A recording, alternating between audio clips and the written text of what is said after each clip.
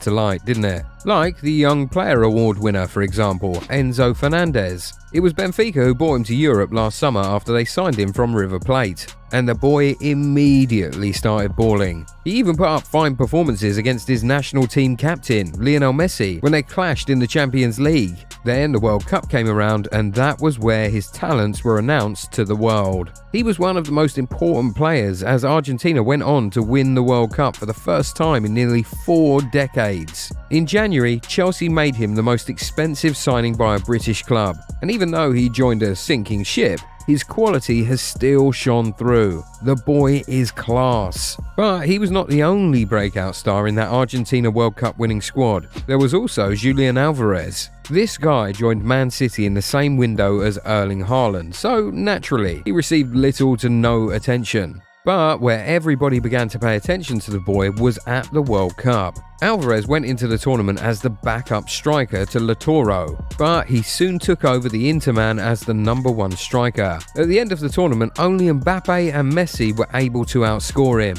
But you know, there's one guy who was close to destroying Alvarez's World Cup hopes in the final few seconds. His name, Kolo Muani. Breaking into the France national team is always one hell of a task because of how star-studded it is. But Kolo Muani managed to do just that. And you know what's crazy? He wasn't even supposed to be at the World Cup. It was an injury to Christopher Nkunku that forced the coach to call him up. And he didn't even get his chance until the semi-final against Morocco, when he scored just 44 seconds after he was brought off the bench. That made him the scorer of the 3rd fastest goal from off the bench in World Cup